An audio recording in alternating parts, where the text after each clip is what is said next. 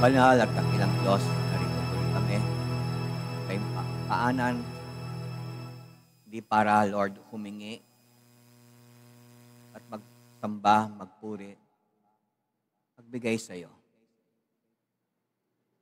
Lord, nakaka-appreciate yung mga nandito sa church dahil pag gantong panahon, marami po talaga nawawala. Ang iba naman, Lord, nagdilimas ng tubig dahil binaha. Ang iba, Lord, nag-aayos, bubong. Lord, narito sila. Kaya Panginoon, i-meet mo ang expectation nila. They are craving for something. Maraming mga tao, hinahanap po nilang cravings nila sa kapwa-tao.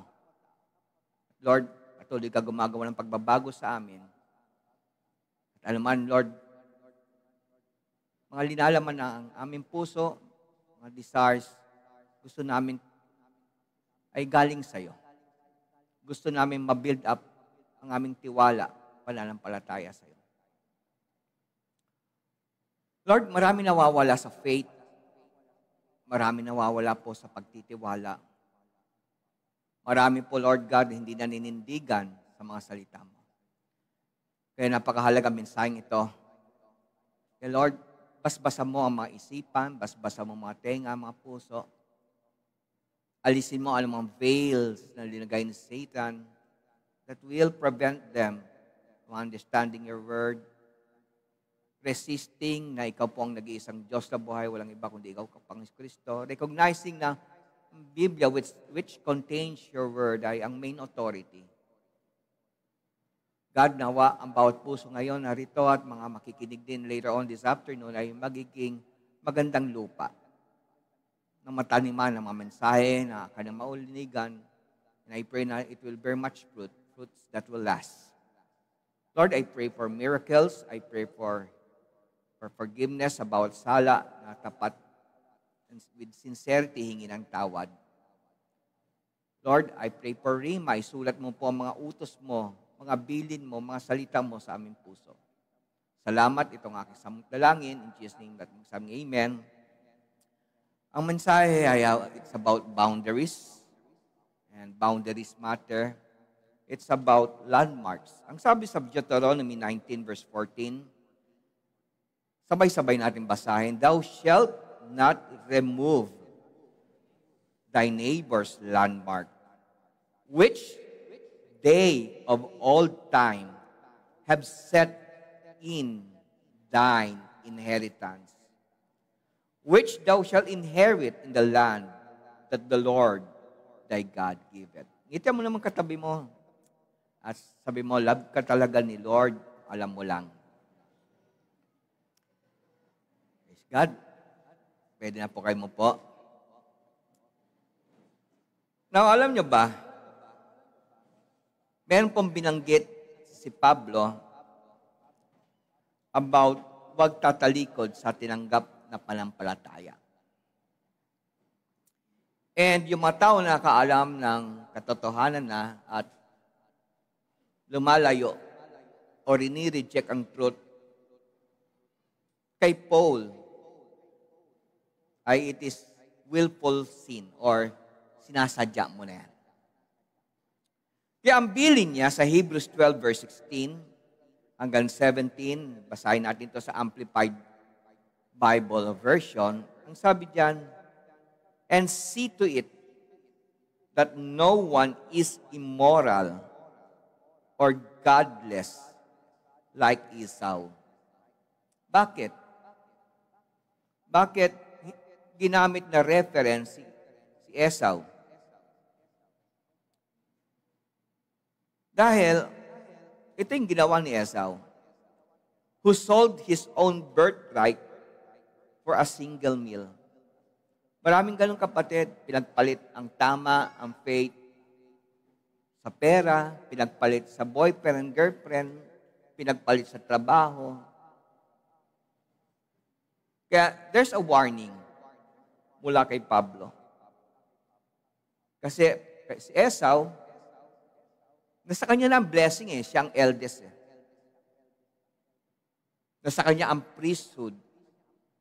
na sa kanyang basbas ng Diyos bilang eldest. Ang tawag niyan ay birthright.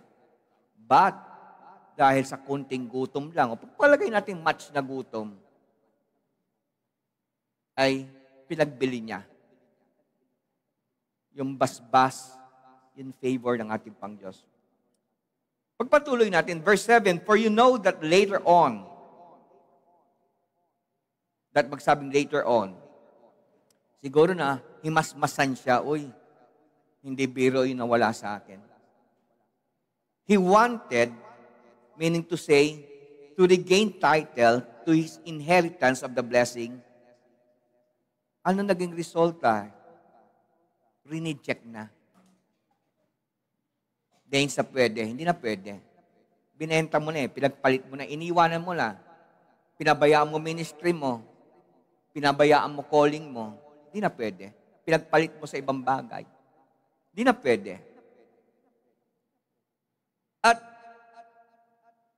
unawain natin mabuti ito, no? Ang sabi diyan, for he found no opportunity for repentance. When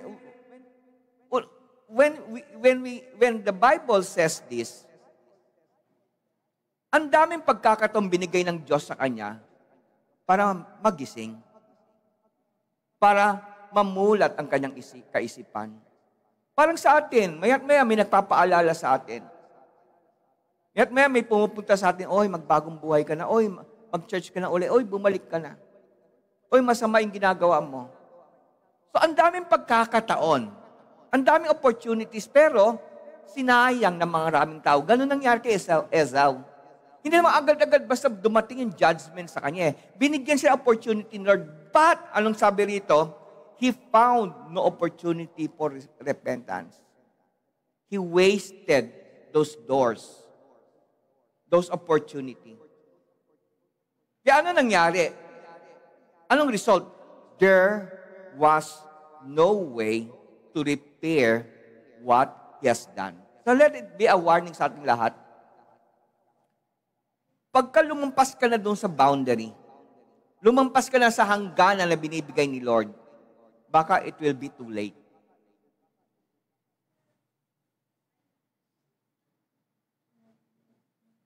At darating ang time po, panghihinayang na lamang. Sayang, sana nakinig na ako kay tatay.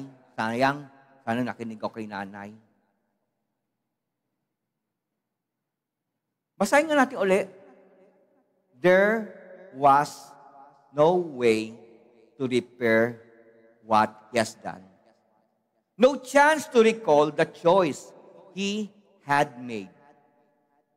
Even though he sought for it with bitter tears. So, nung yung nagkaroon ng realization, umiyak talaga siya. Di ba naalala nyo? Sa harap ng tatay niya, iyak siya. Kasi na-realize niya, nabigay na sa kapatid niyang kay Jacob. Di ba naalala mo, Brother Jess? Iyak siya noon. Even ang tatay, wala nang nagawa eh.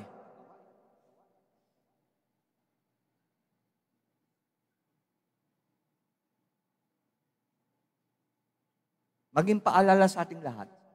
Mahirap pagka dumating tayo ron.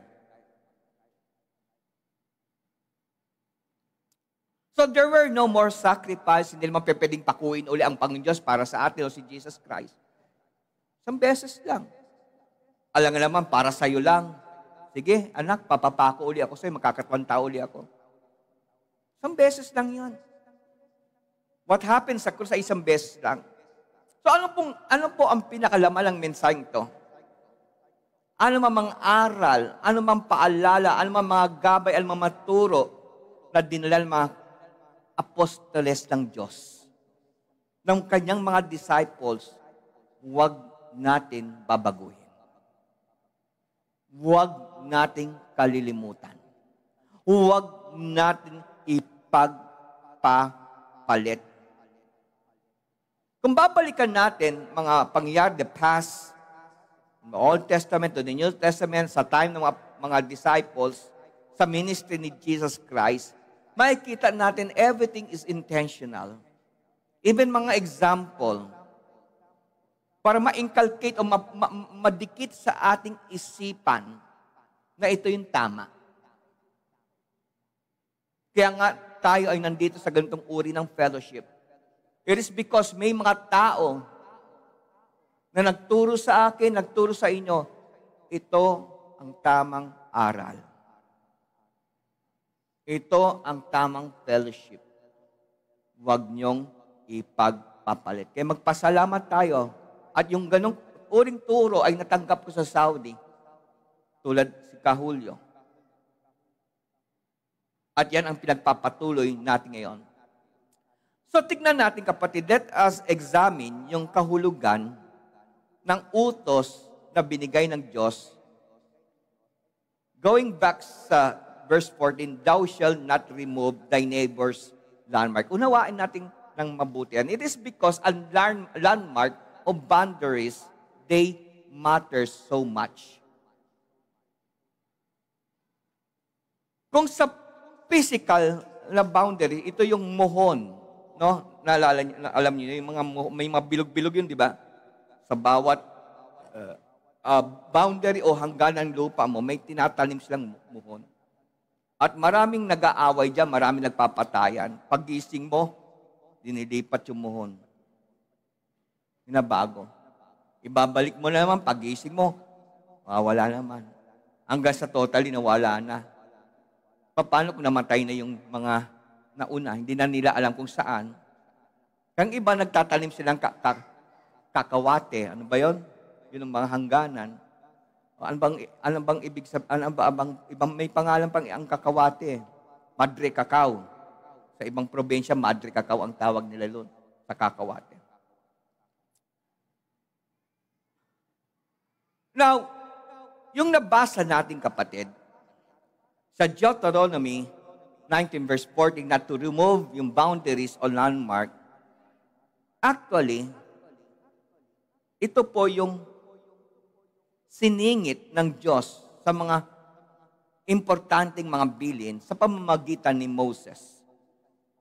Bago sila pumasok sa Promised Land, binitawan ng Diyos sa pamamagitan ni Moses itong napakahalagang commandments. Dahil magiging proteksyon ito ng mga Hudyo. Particularly, yung mga nagkamali o accidentally na nakapatay. Na hindi nila sinasadya. So through those boundaries, binibigyan ng opportunity ng Diyos yung mga accidental na nakapatay na pagkakataon na mabago buhay nila o maligtas sila sa tinatawag na avenger of the blood. Kasi di ba mga utos nun, a tooth for a tooth, di ba? Kung anong ginawa mo, yun din ang gagawin sa'yo. So ano ito? What are they? Ito yung, ano yung utos ng Diyos? Kung bakit biglang sumingit itong chapter 14 na huwag niyong aalis ang boundaries.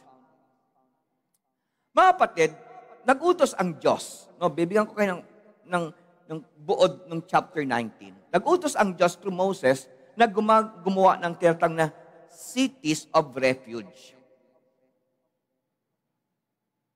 At doon sa cities of refuge, yung mga accidental na nakapatay, pwedeng they could seek refuge doon sa city of refuge. And doon sa city of refuge, ang sabi ng Panginoon Diyos through Moses, importante maglagay kayong boundaries. Maglagay kayong landmarks para alam kung saan yung hangganan o pasimula na safe ang aksidenteng nakapatay. Kasi darating time, pwede niyang pag-awayin, nakalampas ka na dyan, pwede na kita patayin. Nagets nyo? Kaya dapat klarado. Importanteng merong maliwanag na boundary o landmark. So at first, nakita natin yung biyaya ng Panginoon. At first, ang utos ay 3 cities of refuge lang. But later on, nagpadagdag ang Diyos, maraming kawawa kung konti lang, paano kung napakalayo ng cities na yon. Sa layo, patakbo pa lang doon yung nakapatay na accidental, baka maabutan na siya ng avenger of death, avenger of blood. So makikita natin yung love ni Lord sa kanyang dinikha. Kaya later on, nadagdagan ito ng additional na 3 cities. Kaya ilan na yung cities of refuge? 6 na. At importante, well-defined, maliwanag ang landmarks o boundaries. Going back doon sa sinabi ko, yung purpose o sinabi ng Bible, yung purpose ng city of refuge ay para magkaroon ng asylum. Yung mga taong na nakapatay na hindi sinadsadya. Para maproteksyonan sila sa tinatawag na avenger of blood. And kadalasan ang gumagawa nito ay mga kamag-anak. Halimbawa, yung kapatid ni Jess napatay. Halimbawa, yung time noon, no? Si Brother Jess, may karapatan siyang, aksidenteng napatay, may karapatan siyang patayin yung nakapatay sa kamag-anak mo na hindi siya bibitayin. So, walang kaso si Brother Jess. Anytime, pwede na patayin. Ang problema, paano kung hindi naman sadya? Aksidente lang. Siguro nagpapalo ng pako, tumalsik yung pako, kapatid, tumusok sa mata. Tapos, may impeksyon. Namatay. So, ang gagawin nung nakapatay accidental, kasi hindi na niya naman sadya. O nawala ng brake yung kabayo. Nabangga. Hindi naman kasalanan yung nag-anon. Nawala ng brake yung kabayo So, ang gagawin nung accidental nakapatay, pupunta sa city of refuge. At pagka nandun na sa city of refuge, kahit avenger of death si Brother Jess, hindi niya pwedeng patayin. Pagka pinilit niyang patayin, mananagot si Brother Jess. Naiintindihan na ninyo? Gets na ninyo? So, habang nandun sa city of refuge, doon na pwedeng magkaroon ng hearing. At pagka na-found out na totoo talaga na hindi sadya ang pagpapatay, ang utos ng Diyos, okay, since not guilty ka, huwag ka munang umalis. Diyan ka pa rin. Kasi baka pwedeng i-get ng avenger of blood yung gusto niya. Then, ang condition, pagka namatay ng high priest, pwede na siyang bumalik. At hindi na siya pwedeng patayin. So, dapat nandun yung hindi sadyang nakapatay sa city of refuge habang buhay yung high priest. Pwede lang siya bumalik sa pinanggalingan niya pagka, namatay ang high priest. Okay, nagkakaintindihan tayo. Now, ba't biglang pumasok itong, balikan niyo nga yung 9:14, Brad. Ba't biglang pumasok yung, wag niyong alisin ang landmark ng neighbor? Para baka ang layo. Di ba? Parang out of the story. Parang out of the context. Now, obserbahan natin. No, ang sabi diyan, thou shalt not remove thy neighbor's landmark. Now, when you change a landmark, you without controversy become responsible for any loss suffered by your neighbor. So dito, pinauunawa lang natin mabuting kahalaga ng boundaries o landmark. So kung merong nangengialam at nandun yung accidental na kapatay sa city of refuge, halimbawa, ikaw yung kapitbahay, ikaw yung may pag-aari o lupa mo, bahay mo, katabi ng city of refuge. merong aksidente na nakapatay doon, binago mo, inusog mo. Tapos, yung nagkataon, yung taong aksidente na nakapatay, ay medyo banda rito. Example, no? Ito yung boundaries. Nandito nakatira yung aksidente na nakapatay. Doon muna siya, temporary nakapatay. Merong nangingialam na neighbor. Inusog niya. So ano nangyari doon sa aksidente na nakapatay? Lumabas na siya sa city of refuge. So pwede na siyang patayin. Nagets ninyo? Naintindahan nyo? Kaya napaka-importante yung utos ng Diyos through Moses. Huwag niyong babaguhin. Dahil meron mapipinsala. Ito yung physical na refuge. Ito yung physical na boundary. Ito yung physical na landmark. So dalhin natin sa spiritual. Yung first century, apostles established cities of refuge. So ano naman yung city of refuge pagdating sa spiritual thing? It is the first century churches with doctrines that are always safe for all Christians in all generations. Just try to imagine, ang Bible naman ay napakaliwanag. Lahat tayo ay nagkasala. Amen? At walang sino man sa atin ang matuwid. And since nagkasala tayo, anong penalty natin? Death. Amen, Brother Ramon. So anong kinakailangan gawin natin? Dapat nasa city of refuge tayo. At ang city of refuge, baliwalat sa mga apostoles yan, nung unang time, kapatid, ito yung mga church na binild nila, na ang foundation ay mga apostoles at ang mga propeta. Nagkakaintindihan tayo. Why? Upang sa ganun, lahat ng mga tao na lalabas sa mga generations pang darating ay will be safe. Napakahalaga, kapatid, maging part ka ng iglesia ni Jesus Christ. Because you will be safe. But remember, importante yung landmarks. Importante ang boundaries. Kung merong physical boundaries, meron spiritual boundaries.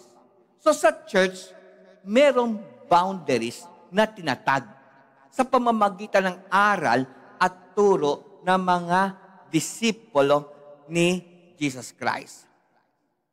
So, maliwalag ang ebidensya, kapatid. Sa mga turo at aral ng mga apostoles, ito po ay safety natin. Hindi ito yung magpapahirap sa iyo. But it is a protection. Kaya never natin babaguhin yung mga landmarks o boundaries na linagay ng mga apostoles. Huwag tayo magbabawas, huwag tayo magdadagdag. Na meron pong binanggit si Pedro sa 2 Timothy 3:16, gayon din naman sa lahat ng kanyang mga sulat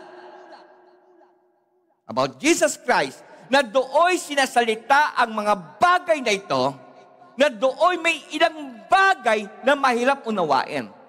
So si Pedro na nagsasabi, ito yung mga turo namin, ito yung mga turo ni Jesus Christ na pinapasa namin sa inyo. But may mga tao, nahihirapan silang unawain. Nahihirapan silang tanggapin. Reject, pinipilit na baguhin instead na sumunod na lamang. May ilang bagay na mahirap unawain na isinisinsay ng mga di nakakaalam o ayaw unawain at ng mga walang tiyaga. Maraming bang ganyan? Hirap naman yan, ayoko niyan. Ang lupit-lupit naman ninyo. Imbes sumunod na lamang, ang dami pang angal. Ang dami pang question. Ang liwanag na nasa Bible. So meron palang ganun mga tao. They keep on rejecting it kasi nga ayaw nila. Pansinin mo, Pagka mag-post ka sa Facebook, pagka about blessing, about healing, ang daming ang gagandang reaction. May puso, may care, may like. Pero mag-post ka, ang lahat na nagkasala ay mamamatay. Walang papansin sa post mo. Tama ba? Ganon ang nature ng tao. Pagka pabor sa kanila, tanggap na tanggap. Pero pagka nasusundot sila, nakasimangot yan. Angry mode. Masyado kayong judgmental. Masyado kayong mapagpintas, mapaghusga. Wala kayong pag-ibig. Diba? Tama ba? So ito yung sinasabi ni Pedro, mayroong mga tao talaga walang tiyaga na sumunod. Walang tiyaga aralin. Walang tiyagang ipamuhay. Nagaya rin naman ng kanyang ginagawa sa ibang mga kasulatan. At anong resulta? Sa kapapahamak din nila. No, meron man napagandang komentaryo si Barnes. Ang sabi rito, they have no landmarks, referring sa mga tao na walang tiyaga. So, tinutukoy ni Barnes, itong mga taong to, they have no landmarks or boundaries set up to guide their inquiries. They have no stability in their character. And of course, nothing can be regarded as settled in their methods of interpreting the Bible. So, pabago-bago ang paliwanag nila. Depende kung anong pabor. Siguro marami kayo na-meet dyan ng mga tao. They are under the control of feeling and emotion and are liable to embrace one opinion today. Ngayon, ito yung tanggap nila, kinabukasan iba na naman. Ang daming ganyan ngayon, kapatid.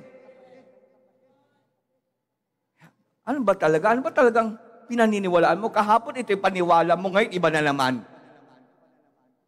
And another directly opposite tomorrow. Bukas, iba na naman.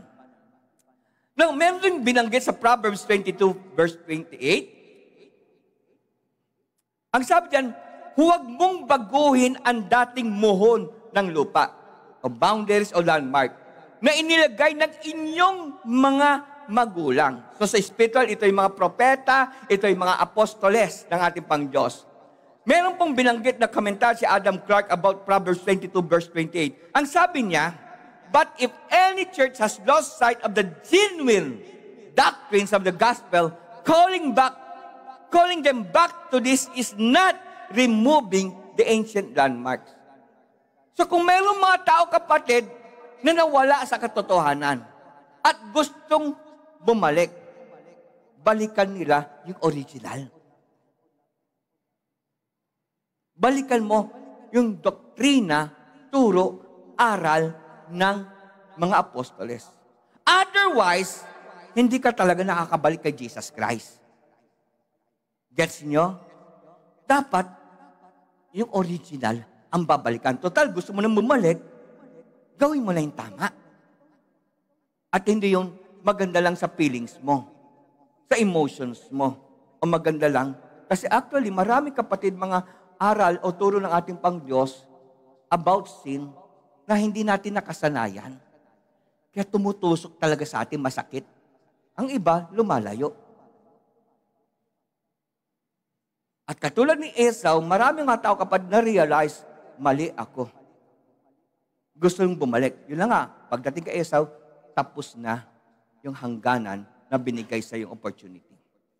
Now, going back sa komentar ni Adam Mark, calling them back to this is that removing the ancient landmarks or boundaries, as some have falsely asserted, God gave a law against removing. Nagbigay ang Diyos ng batas, wag niyong gagawin yan. Ni magdagdag, ni magbawas. Maliwalag ang Bible about sa salita ng Diyos. Can we say amen? Ang sabi nga kapatid sa Galatians 1:8, sino man magdagdag o magbawas. Kahit anghel pa siya mula sa langit, pagka binago niya ang turo ng apostoles, susumpain siya. Ang liwanag ng utos. O may anghel ba rito? Angelita lang. Eh mas matindi tayo, kapatid. Kung anghel nga, paparusahan, ano pat kaya tayo? Hindi tayo anghel. Anghel-anghelan lang tayo. Amen po ba? So by which inheritance of tribes and families were distinguished. So through those boundaries, through those landmarks, nalalaman kung sino talagang totoong anak ni Lord. Doon tayo makikilala. Kung lumabas ka dyan at gumawa ka sarili, kapatid, hindi ka lang makikilala ng ating Panginoon Kristo. Ikaw ba yan, anak? Bet parang iba na. Iba na itsura mo, iba na salita mo, iba na. Kaya nga importante yung landmarks. Importante yung boundaries. Para ma-identify tayo, tunay tayong anak ng Diyos. Alam nyo, exciting ang tuturo ko sa inyo. Kapatid, kung ako sa inyo, kapatid, mag-take notes kayo. Kasi ang liwanag ng utos ng Diyos, huwag niyong babaguhin. Huwag niyong iiwanan. Huwag niyong aalisin. Para meron kayong matuturo sa anak niyo, sa apo niyo. Dahil importante ang ancient landmark, ang ancient boundaries. Can you say amen? So never ever remove or change or add landmarks or boundaries. Why? Dahil it is for our protection. Pa sa anak mo at sa lahat ng ipagkakatiwala ng Diyos sa iyo. So landmarks typically explores the concept of spiritual boundaries and foundational truths within the Christian faith, drawing parallels to physical landmarks that mark property line. So kung within the boundaries, spiritual boundaries, ikaw, ma-identify kang property ka ni Lord. Nagkakaintindihan ba tayo? Klaro ba paliwanag ko o malabo, pastor? Dahil uulitin ko kung malabo. May malabo pa ba rito, kapatid? Okay, good. Ngayon, magbibigay ako sa inyo ng mga ilan, mga siyam ito. Yung mga boundaries, mga landmarks na binigay ng mga apostoles. Actually, marami ito. Nagpili lang ako ng importante. Pero umabot pa rin ng siyam. For the sake na maka-focus pa rin mainan. Kasi pag humahaba, minsan baka may inaantok na rito. So number one, kapatid, what are delayed boundaries? Number one, prayer.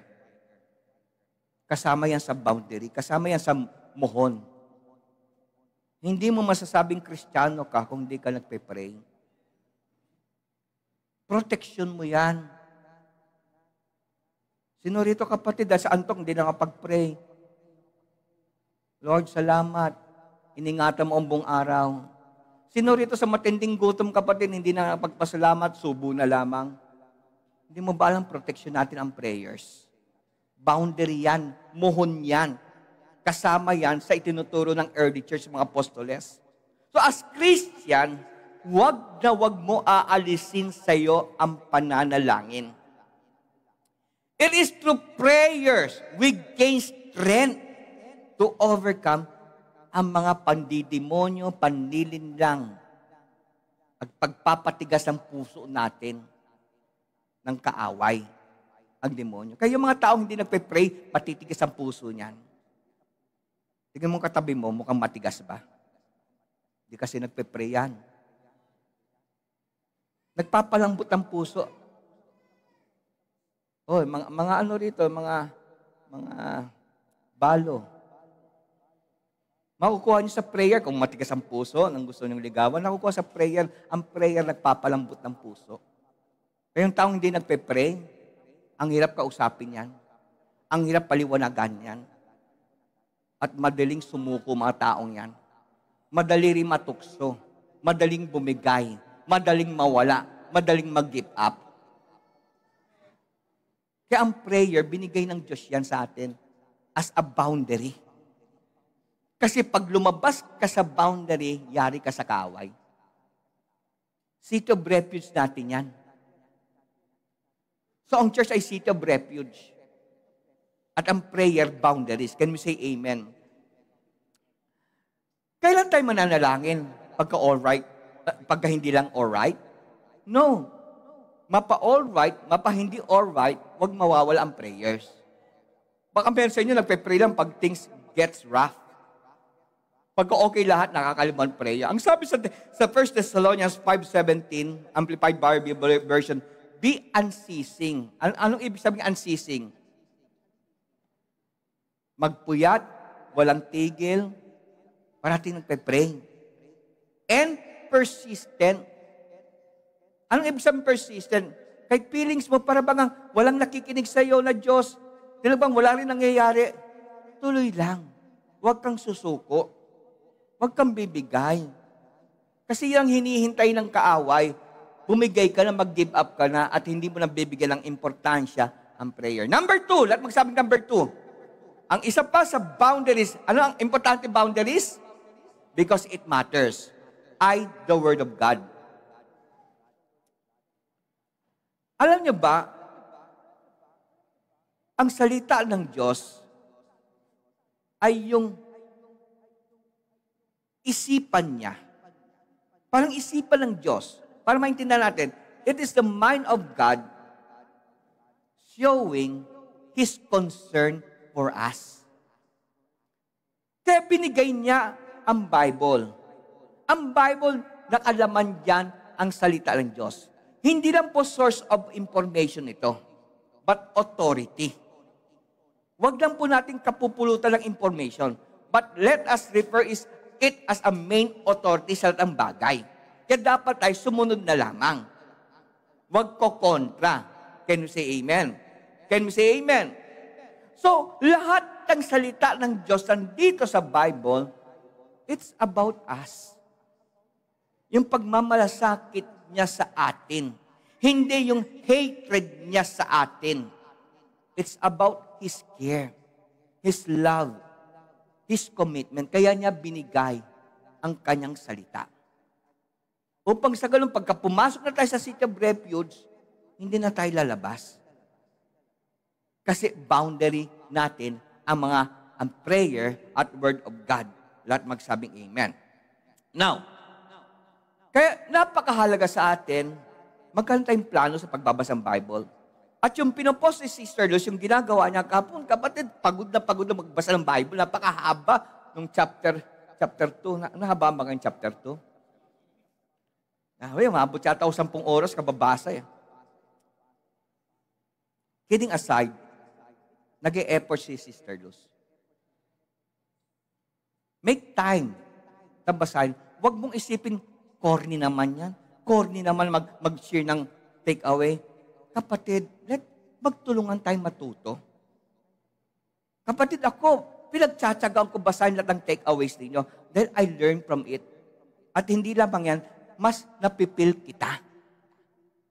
Kaya pagkatapos ko magbasa ng takeaway, Lord, nawa, sila muna ang kinakausap mo sa pamamagitan ng takeaway. Ang takeaway, ito yung inimpress ng Diyos sa puso mo. Rima yan.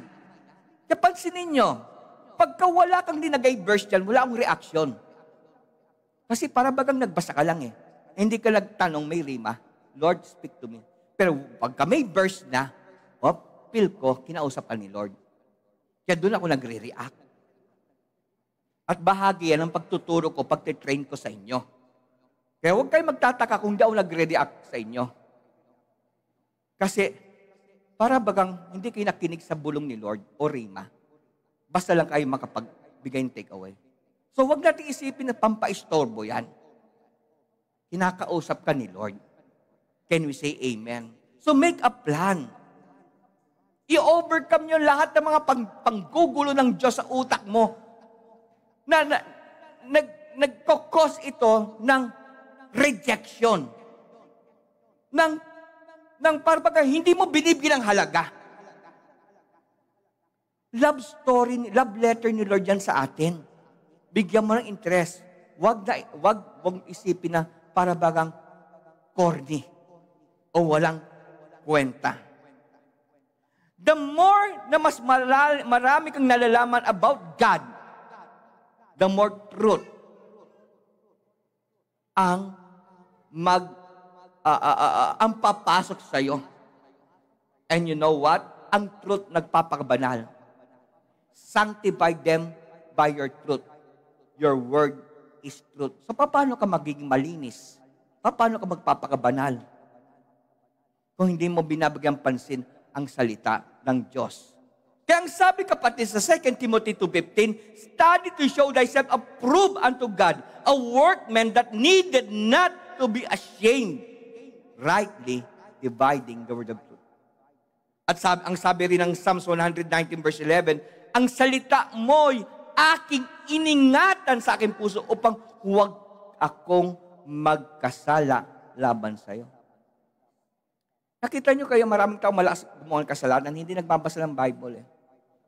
At kung meron man nagbabasa ng Bible, hindi humihin kay Lord, Lord, alin dito ang gusto mong tanggapin ko ngayon o unawain ko ngayon?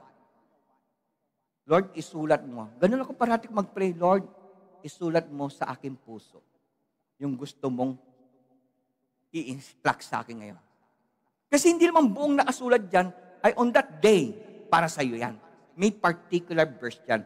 Ang tawag doon ay Rhema. The Spirit is talking to you. Kaya wag mong sasayangin yan. Ganon din, wag mong babalingwalain yung take-aways ng iba. Kaya mapalad yung member ng mga CG na nakakabasa ng take-away. Mas nagkakaunawaan tayong lahat. Can we say amen? Pangatlo, medyo lalalim tayo rin. Dito, kapatid. Isa sa muhon ng boundaries ng seat of refuge sa church ay purity. Lahat magsabing purity. Mahalaga na manatili tayong pure at banal kung nais mong connected ka sa Diyos. Walang tao na tumatayong maayos sa harapan ng Diyos ay isang araw ay i-reject ng Diyos. It will never happen. Ang unang iglesia, kapatid, na iintindihan nila ang kahalagan ng purity as landmark. Now, listen mabuti. I want to share mga bagay nilagay ni Lord sa puso ko. Dalawa lang klase ng tao ang linikha ng Diyos. Babae at lalaki. Ang sabi ng Matthew 5:8, mapalad ang mga may malinis na puso sapagkat nakikita nila ang Diyos. Ang malinis dito ay yung pure. Ano ang meaning ng pure sa Greek word? The Greek word for pure is kataros. It signifies a heart that is clean, unmixed, walang halo, and undivided. Love ko lang kayo, kapatid, at higit sa love kayo ni Lord. Sana wag niyo i-reject ito. Lalo yung mga nadidemonyo na pinaiisip sa'yo na lalaki ka, pero gusto mong maging bakla. At babae ka, pinaiisip ni Satan na lalaki ka. Dalawa lang po ang linikha ng Diyos. Lalaki at babae. Pagka sinabing babae, may kakayanan kang manganak. Ang tomboy ba? Ang lalaki ba pwede manganak? Okay. At hindi lamang yan, kapatid. Kaya nga tinawag na babae, hindi lang may kakayanan kang manganak, may kakayanan kang magpadede dahil may gatas ka. Tama po ba? Ngayon, mga dinidemonyo ni Satan at pinaiisip na babae ka, na lalaki ka laman, kaya mo ba magpadede? Tama yung pangdidemonyo, please makinig kayo mabuti. Pwede ka bang manganak? Satan is deceiving you. Walang linikang bakla at walang linikang tomboy ang Diyos. Ang lalaki namang, kapatid, linika ng Diyos yan. Ay mabuti. Kaya tinawag ng lalaki yan, may kakayanan siyang gumawa ng bata. Ang babae hindi gumagawa ng bata. Nanganganak siya ng bata. At may gatas siya. At wala yan sa lalaki. Amen, Brother Ramon? Wala yan sa lalaki. So ikaw, babae ka, gusto mo maging tomboy, ang tanong ko sa iyo, kaya mo bang magbuntis? So bakit ka nagpapadaya? Another thing, kaya tinawag na lalaki ang Brad, binigay sa lalaki ang authority na mamuno sa pamilya. Kaya kita nyo kapatid, nung nakita ni Satan si Eve, sundan nyo kapatid, importante ito Inaayos tayo ni Lord. Anong sabi ng demonyo through a serpent kay Eve? Eve, kainin mo ito. Magiging katulad ka ng Diyos. Dumikit na yan sa lahat ng maraming kababaihan. Gusto nila na sila ang head of the family. Kaya kapatid, pag didemonyo sa babae, gustong maging lalaki, tomboy. Kasi gusto nila maging head of the family. Ang problema, hindi ka naman pabuntis. So bakit ka magpapadaya? Gets niyo kapatid? Hello? Maliwalang ba paliwanag ko? Yan ang gawa ni Satan. At liniligtas ka ng Diyos ngayon. Walang tomboy, walang baklang ginawa ang Diyos. Pag pinagpatuloy mo yan, kapatid, mapapahamak ka. Ang pagiging tunay na babae, pagiging tunay na lalaki, boundary yan. Boundary yan, protection yan. Pagka umalis ka dyan, delikado ka. Now, ang structure ng family ay ganito. Lord, men, hindi tomboy yung mga nagpipilit na lalaki sila. Delikado ka. Lord, totoong lalaki, babae. Ngayon si Satan, binabago niyan. Kaya ang daming wasak na family. Trabaho ni Satan, mamawasak ng family. Pamilya ang unang linika ng Diyos. Hindi church. Pamilya, mag-asawa. So akala ni Satan, masisira ko ang future church pag nasira ko ang mag-asawa. Ang babae, ang pag-iisip ko siya ang lalaki. Ang lalaki, pag-iisip ko siya ang babae. Ang daming biktima ni Satan. Bakit tinawag na babae yan? Kaya niya magpadagatas. Tama, Brad? Mayroon ba kailang bakla rito? Kapatid, may gatas ka ba? Kaya mo pa bang magpadede? Hindi. Linoloko mo sarili mo. Tama po ba? Tama po ba? Palakpan mo kay Lord.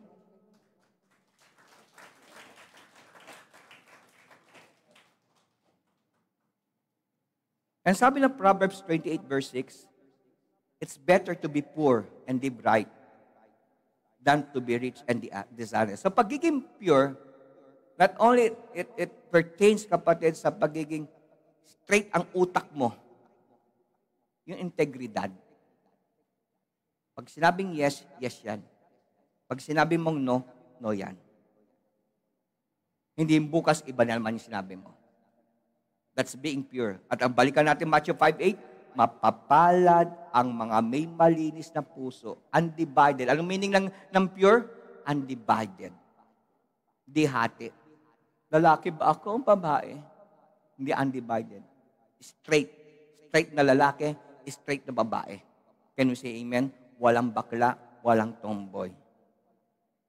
Maliwanag ba, sister? Ang sarap ng ngiti ni sister sa akin. Tanggap mo ba ito? Ikaw, sister. Okay ba? Praise God. Mali mo asawa mo iisa lang yan. Sapagkat makikita nila ang Diyos. Ngayon, nagpapanggap kang babae ka, lalaki ka naman. Ang tanong ko sa'yo, makikita mo ba ang Diyos? Hindi ka na pure Nagpagulo ka sa puso mo tomboy ka, may ibig ka sa babae. Hindi ka naman lalaki. Papasok ka ba sa langit? Ang liwanag sinabi, you shall never see God. Balikan mo kapatid yung 5:8, Matthew 5:8. Kaya tingnan mo yung katabi mo. Kung totoong lalaki yan, praise God, may pag-asa siya. Pero kung medyo mahinhin yan, sabi mo, hindi mo makikita ang Diyos. Judgmental ba tayo? Hindi. Bible lang sabi. Tama ba, Brad? Tama, Brother Ramon? Ito, lalaki. Kaya nga girero yan. Talagang fighter yan. Leon yan. Nga, amoy London yan. Galing yan sa abroad, kapatid. Baka may pakain niya mamaya. Ano number na tayo? Number 4. What time is it? Okay, may oras pa ako. Respect, worship. Bahagi yan sa boundary natin. Kapatid, ang worship hindi lang araw ng linggo. Ito yung nangyari sa iba. Magwo-worship lang sila tuwing linggo. Paano Lunes hanggang Martes? Wala kang pagpapasalamat? Wala kang grateful kay heart, kay Lord?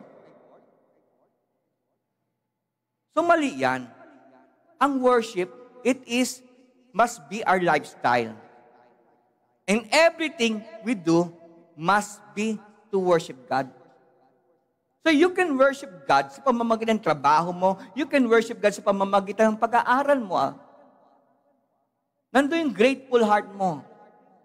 Nandun yung pag-amaze mo kay Lord, salamat nakapag-aral. Lord, salamat, Lord, iningatan mo ko. Laman ang bibig mo pagpapasalamat. Kung may ma-achievement, Lord, dahil sa'yo na-achieve ko to. So, ang problemang iba, ang worship na araw ng linggo, mali. That is wrong. Dapat lifestyle natin yan araw-araw. Ang sabi sa Psalms 92 verse 1, isang mabuting bagay ang magpapasalamat sa Panginoon at umawit ng mapapuri sa iyong pangalan. O kataas-taasan, may praises, may pagpapasalamat. And when you pray out of thankfulness, Lord, salamat sa pagkain to, nag-worship ka kay Lord noon. Amen. So, wag naman sana araw ng linggo lang ikaw nag-worship. Panglima na ba tayo? Respect for covenant. Ay, gusto ko i-share yung linalagay ni Lord sa puso ko. So, ano tong covenant na to? Alam niyo ba ang tithing and offering, it is a covenant? Ganon din yung marriage. So, tatlo yung tatalakayin natin dito. It's about yung pagbibigay mo ng ikapu mo, offering, at marriage. Dahil ito ay covenant. Na ang unang iglesia, they practice marriage. Ang unang iglesia, they practice giving of tithes and offering. At kung gusto natin manatili sa city of refuge, at huwag mananakaw ni Satan at maagaw, we need this boundary. And this boundary matters. At ang boundary, panglimang boundary na pag-uusapan natin ay ang pagrespeto sa covenant. Ating ipagpapatuloy ito dahil bahagi ito ng paglalalim ng ating pananampalataya. Huwag natin i-compromise ang marriage.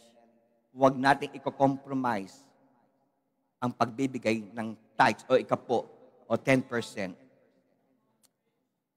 ng offering. Now, sa Malakay 3:10, ang sabi diyan, I am the Lord all-powerful. And I challenge you to put me to the test. Bring the entire 10% into the storehouse. So there will be food in my house. Then I will open the windows of heaven and flood you with blessing after blessing. So yung 10% dito, another term for it ay tithes. Alam niyo, maraming mga members sa mga iba-ibang simbahan, problema nila ito. And I admit, dito sa church, marami pang hindi nagbibigay. Kaya kawawa sila. Gusto ko maintindihan niyo ito. Bakit mahalaga yung utos ni Lord dito sa Malakay 3:10? Alam niyo ba? Kaya nagtampo ang Diyos ng 400 years. Kasi after Malakay, ang pagitan ng Malakay at Matthew ay 400 years. Sa sobrang sama ng loob ng Diyos, hindi niya kinausap ang bayan niya sa loob ng 400 years. Kinausap lang uli ng Diyos ang kanyang bayan yung araw na nabuntis si Maria. At sabi niya kay Pablo, Joseph, tanggapin mo ang babaeng to. Now, bakit hindi nagbigay ng tithes ang mga Israel na later days? Dahil, basahin nyo ang Malakay 1 verse 2. Question nila ang pag-ibig ng Diyos. Basahin nyo. Bilis, kung meron magbabasa rito, bilisan. Malakay 1:2. Yes, nauna ka ba? Basa ng malakas. O sino man una, basa ng malakas. Malakay 1:2. Isa lang yata nagdadala ng Bible ngayon, si Brother Jess na lang. Pero kung sino una nagbasa, ano ang kita? Malakay 1, si Jason, talagang mga Silas family, nakaka-bless ito. Kita mo na, Claire? Lakas lang malakas.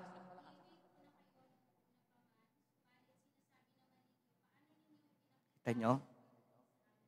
Pansin niyo yung mga pamilya. Pagka usually nagkakaroon problema yan, ano yung usual problema? Pera. Tama ba mali? Nag-aaway. Ano yung usual pinag-aawayan? Pera. Bakit nag-aaway? Lumalabnaw na yung pag-ibig. Kaya pagka meron kayong kilala ng mga pamilya nag-aaway na about pera, lumalamig na yung pag-ibig na sa isa't isa. Yun ang problema. Kaya dumating ang point sa bayan ng Israel, hindi na sila nagbigay ng tithes and offering. It is because they question the love of God. Lord, mahal mo ba kami? Yes, I love you. Ang sabi ng Pang-Diyos, paano mo kami minahal? Ang sakit nun. Meron mo ang Diyos ng pag-ibig. Covenant yung love eh.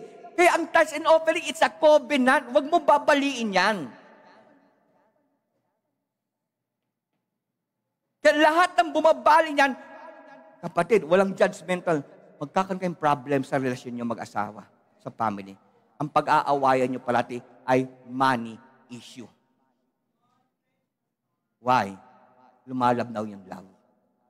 Kaya nung lumabnaw ang love ng Israel sa Diyos, they stopped giving their tithes and offering. Kaya ang tao na hindi nagbibigay ng tithes and offering, may issue yan sa love kay Lord. Kaya kung meron kang katabi ngayon kapatid, alam mo hindi nagbibigay, sa totoo, hindi dahil sa kinakapos. Ang pagkakapos, resulta yan ng unfaithfulness nila pagbibigay. Kaya under bondage sila ng hardship. Resulta lang yun. Hindi dahil sa nababawasan, dahil binibigay nila kay Lord. Kaya sila hindi nagbibigay, malabnaw ang love nila sa Diyos. Amen? Amen? Yung katabi mo ba nag-amen ng malakas? Baka hindi nagbibigay ng tithes yan, kaya mahina amen yan. Sa Luke 6:38, pagka ikaw ay generous sa pagbibigay kapag sabi diyan, mangagbigay kayo at kayo bibigyan. Takal na mabuti, pikpik, digdig at umaapaw ay ibibigay nila sa iyong kandungan sapagkat sa punukat ng iyong sukat ay doon kayo muling susukatin. Ganito yan. Gusto ko maintindihan ninyo. Ano yung ikapo? Another term for ikapo? Tithe. Diba? Ano yung, example, ang sweldo mo 100. Magkano bibigay mo kay Lord? 10 piso. 10% yun. Okay. So, madali na i-compute yun. Times 0.1 lang yan. Tama ba ako?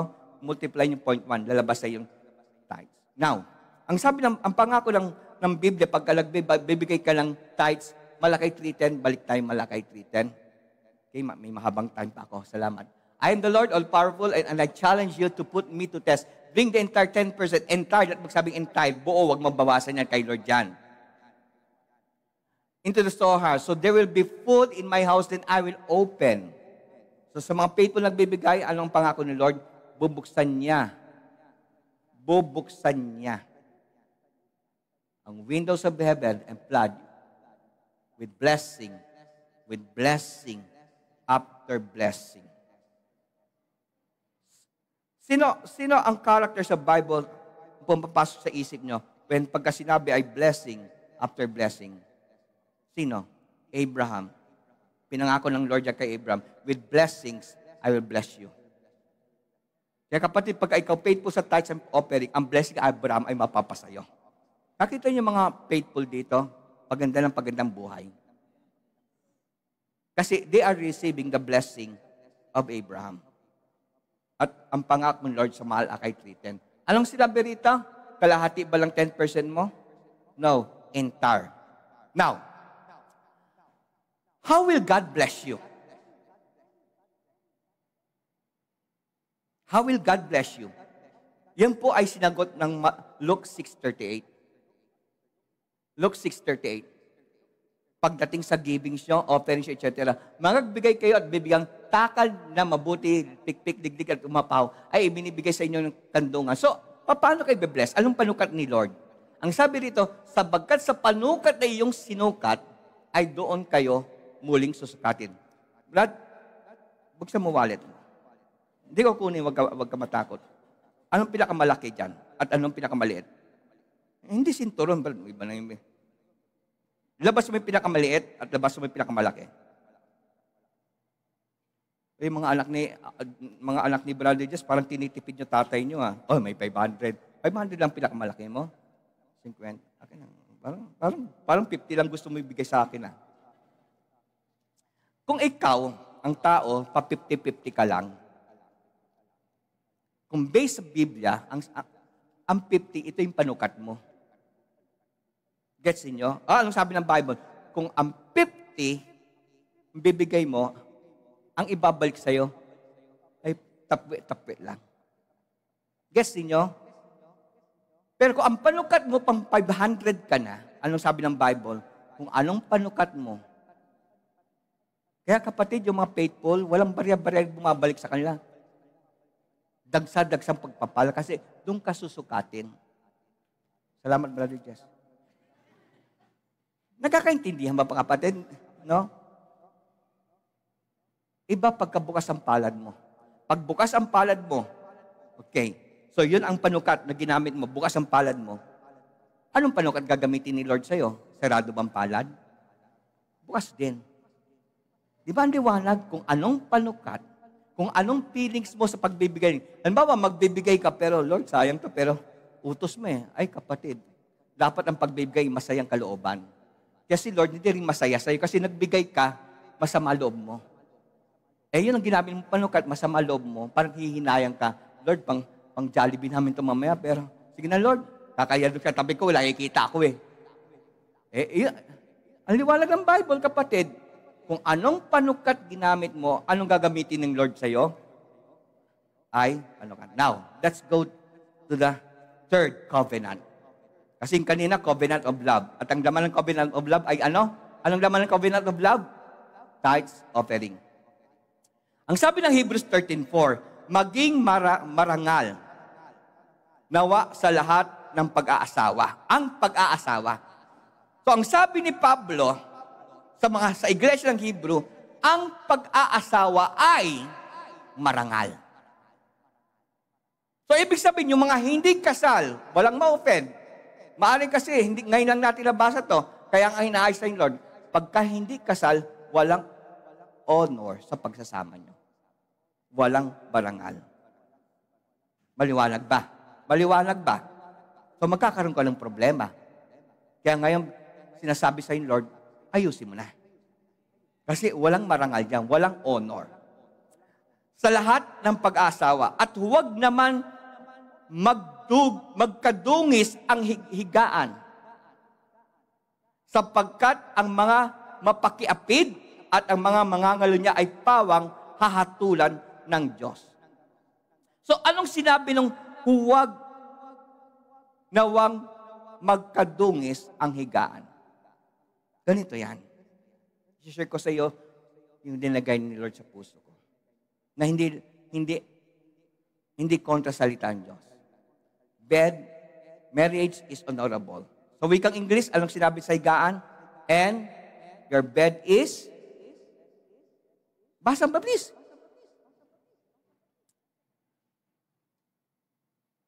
Ganito yan para maintindihan nyo. Marami nagsasama, kapatid. O maraming kinasal, pagpalagay ng kinasal, nauuna yung sex. Kaya dalawang utos dito eh. Magpakasal kayo, unang utos, dahil marangal yan. Pangalawa, huwag kayo mag-sex nang hindi kayo kasal.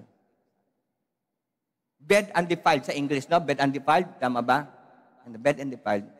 Ibig sabihin, bago ang kasal nyo, wala dapat mangyayari. Kaya lalaki, respetuhin mong babae. Galangin mo. Babae, galangin mo ang katawan mo. Alam niyo ba, ibig sabihin ng puting damit sa kasal? It means virginity. Kaya kung ating unawain to, kakaya magsuot ng puti, na damage ka na. Kaya alam niyo, maraming pagsasama ngayon, kahit kinasal na, lalo kung hindi nila pinapurpose nila, maraming problema. At dito sa church, maraming nasirang relasyon dahil inuna ang sex bago ang kasal. Kaya mga young people dito, kung gusto nyo maayos ang relasyon nyo, future nyo, at children nyo, wag nyo ibibigay ang katawan. Kaya ang payo ko sa inyo, ang first boyfriend mo, first girlfriend mo, yun na talaga mapapangasawa mo. Hindi yun, palit uli. Bill mo, every year nagpapalit. Maraming ganyan kapatid, every year nagpapalit. Paano kung mahina ka sa Word of God? Wala kang boundary. Bill mo, lahat yan nakatikim sa'yo. At nung lahat ng lalaki na yon, natikman mo rin. Sa palagay mo kayo, ibe-bless ka ni Lord. At magmamakaawa ka, Lord, bless mo. Dinungisan mo na sarili mo eh. Another thing, kapatid, sa mga parents dito, huwag kayong papayag na boyfriend or girlfriend ng anak mo ay patutulugin mo sa bahay. Anything could happen pagkapatay ng ilaw. At pagka may nangyari na, nadungisan na yung kama nyo. Paano kung ikaw rin humihiga ron, asawa mo, madungis na yan eh. Would you think God bless you? Unawain nyo ito please. Naiintindihan nyo ba ako? Kaya marami mga tao, kapatid, hirap sila makabangon. Kaya ako, may authority ako magkasal. Pero pagka alam ko may nangyari sa'yo, ipapayo ko sa'yo, anong tawag doon sa ceremony? Civil ka na lang pakasal. Then after that, perhaps, dito sa church, ibe-bless kita. Pero kung ako mauuna sa'yo, sa kasal nyo, hindi ko kaya. Kasi tandaan nyo, yung magkakasal sa inyo, magkakaroon silang bahagi sa buhay ng mag-asawa. Kasi through the laying hands, dadaloy ang favor ni Lord. At ikaw, pastor o future pastor, gusto mo kapatid, mag-share ka dun sa sin ng ikakasal? Di ba? Kaya nga ang Bible nagpapayo, huwag kayo basta-basta mag-lay hands kasi you share with their sins. Gets ninyo kapatid? Kaya kung gusto niyo kapatid, pastor niyo magkasal sa iyo, ingatan mo katawan mo. At magandang blessing ang ibibigay sa iyo ng Panginoon Diyos. At huwag kang papayag din kung sino-sino rin hihiga ng kama nyo. Dahil kung lalaki at babae niyan, pwedeng madungisan. Kasi bed must be undefiled. Sa Tagalog, anong sinabi sa Tagalog?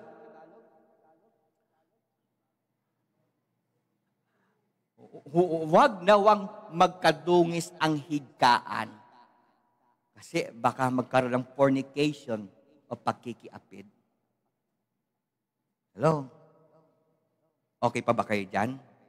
So sa mga may problema, kapatid, ayusin nyo na kagad yan. Gawin nyo priority yan. May problem kayo sa relationship, may problem kayo sa hindi pagsama, kahit start nyo muna, civil, pakasal kayo. Sino kinakailangan magpa-engrande ng kasal, di ba? Importante, unang-una sa batas ng tao, tanggap ka. Then perhaps, pagka nakita ko ang desire mo talagang mabago buhay mo, baka mapag-pray kita. Para God will bless you spiritually. Okay? Palapos na tayo. Number 6, evangelism. Bahagi, kapatid, ng boundary ng church o landmark ang pagsosolwin. Sa Luke 19, 1 to 10, ito istorya ni Zacchaeus. Sino nakakalam ang istorya ni Zacchaeus? Si Zacchaeus sa mata ng mga Pariseo, sa mata ng mga publikano, sa mata ng taong panahon niya, siya ay tax collector. At sa mata ng mga tao noon, sinner ang tax collector. Pero ibang tingin ng Diyos kay Zacchaeus. Gusto niya iligtas ang makasalanan na ito. Kaya inuutusan tayo, kapatid. Mahalaga ang pagsusolve. Walang kwenta maging anak ka ni Lord na wala kang dinadala sa Pangdiyos. So habang naglalakad si Jesus Christ, nalaman ni Zacchaeus parating si Jesus Christ. At alam niya, sinner siya. Dahil maliit na tao siya, parang si Claire, umakyat siya ng puno. Umakyat ng sikamoro. Pantak siya. Parang si Juday. Si Juday mukhang matangkad lang yan. Pantakekok din yan. Pero parang matatalino yan. Masisipag. Di bali pandak, basta nag-aaral mabuti, di ba? Masikap. So, doon sila matangkad. Matangkad si Claire at si Juday. Now, nung dumaan si Jesus Christ, sumigaw niya, Jesus! Gusto ni Zacchaeus mabago buhay niya. At maraming tao gusto mabagong buhay. Ang problema, hindi mo pinupuntahan. Naghihintay ka lang dito sa church. Talo mo pa si Jesus. Kasi si Jesus Christ pumupunta sa bahay. Ang sabi ni Jesus, Zacchaeus, pandak, baba ka rito. Bumaba ng sikamoro. Pupunta ako sa bahay niyo. Kapit yung mga chismosa, ang daming chismosa, si Jesus Christ, pupunta sa makasalanan ito? Ang dami kaagad ng reaction, violent reaction. Pero yun ang heart ni Lord eh. At bilang anak tayo ni Lord, heart dapat natin yun. Kaya masamang tao yan. Puntahan mo sa bahay. Hindi maghihintay ka dito sa church. Mali yun. Kaya nag-heart to heart kami ni Jomel. Kausap 5,000, Jomel, I challenge you. Follow your heart.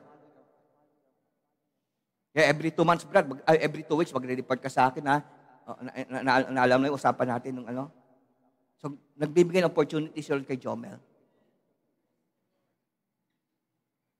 Kaya next Sunday, re-report ka sa akin, ano nangyari. Gagawin natin yan hanggang sa mabuo. Yung aalagaan mo. Now, listen.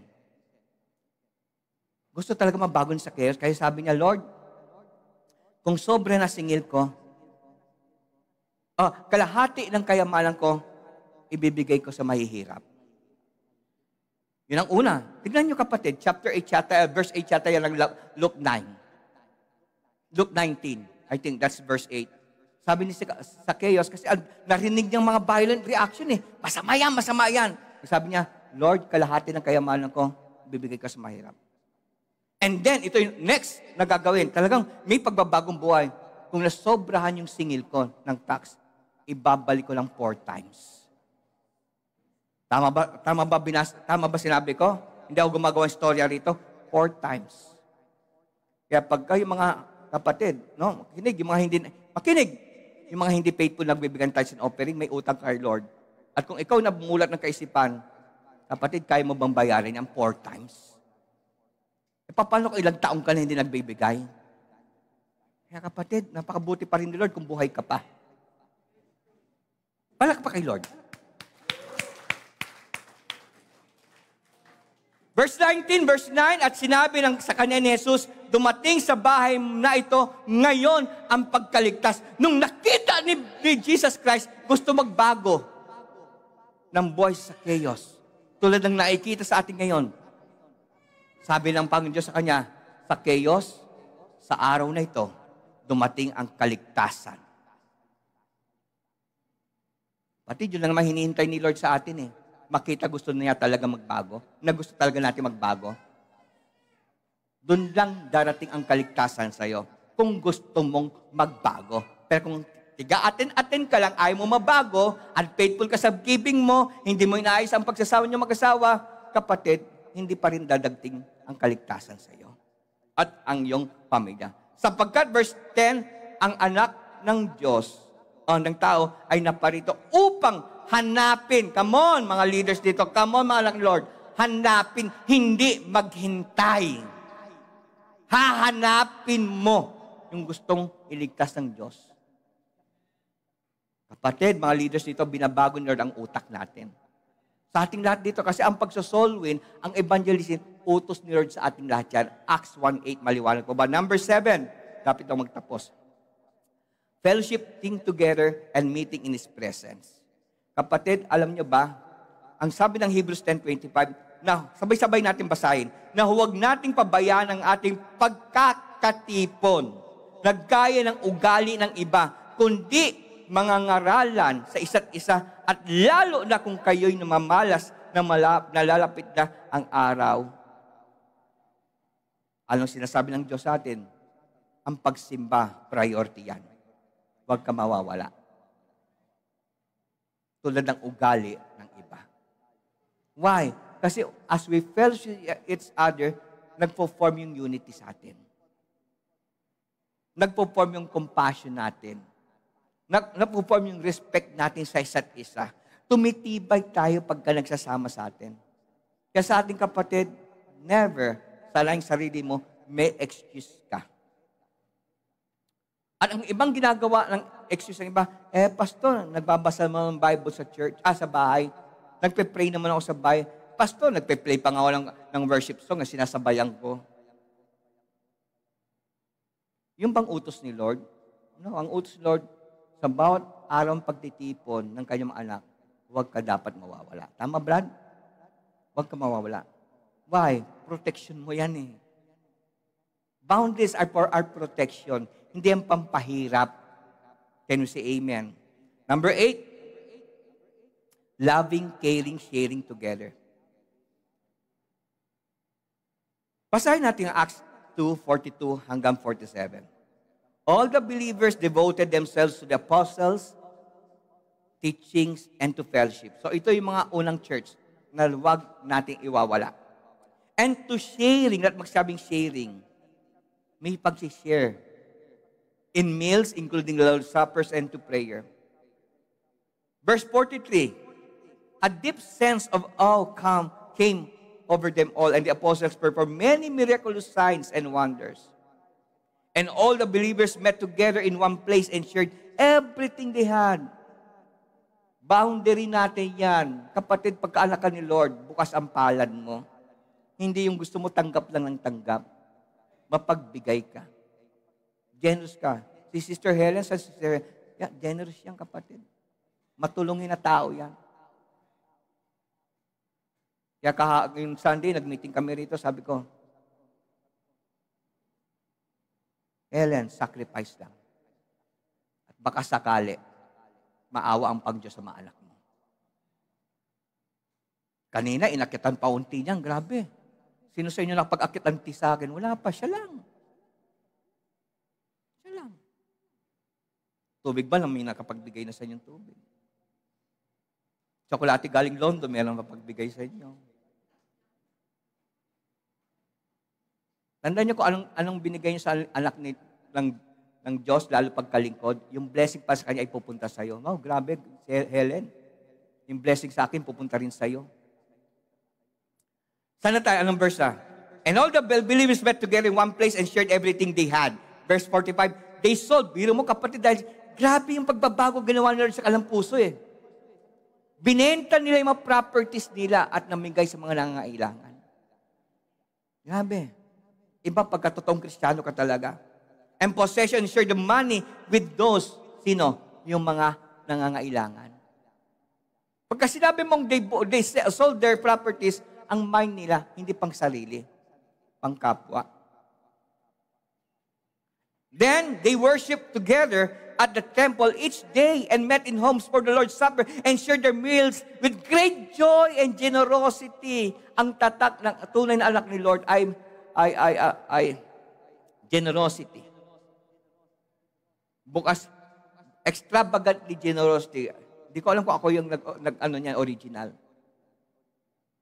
Tatak ng anak ni Lord yan, extravagant, generous. Ibig sabihin, pagdating sa isa't isa, hindi tayo tipid. Bukas ang palad natin sa isa.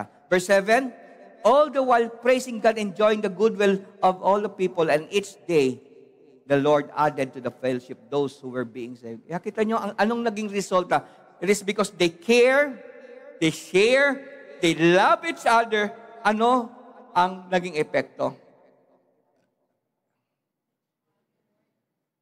The Lord added to their fellowship those who were being saved. Dumami sila. Dumami. Baka yun ang problema nyo, yung mga wala pang bunga. Sarili lang kasi iniisip. You don't share. Hebrews 31, singers, dito na kayo. Mamalagi nawa ang pag-ibig sa mga kapatid. Huwag mawawala. Tatakyan, boundary natin yung love, yung forgiveness, yung compassion sa isa. And lastly, number 9, tumayo tayong lahat. Ito pa yung tatak ng tunay na church. At boundary natin yan. Miracles, healing, supernatural intervention, signs, and wonder. We always pray for the sick. Nanalangin tayo parati sa isa. Yes, mahalaga ang doktor, mahalaga ang gamot. Pero wag naman doon mag-focus ka. Open the door sa buhay mo na may gagawin himala ang Diyos sa buhay mo. Iba pagka si Lord magpagaling. Bigyan mo sila parati ng opportunity. Huwag yung sarado ng mind mo every time may kunting sipong, kunting sakit ka, doktor, gamot, medical, meron pa ba medical ngayon? Biogesic? Huwag naman. Kasi tatakyan ang tunay na church. We wait upon God. Gusto natin si Lord magpagaling sa atin. Dito sa church, huwag nating aalisin yung miracles na galing pang Diyos. Let's worship God. Pikit natin ating mga mata. Sabi natin kapatid, maring may kinausap sila dito si Lord, maring mayroong gusto iligtas ang ating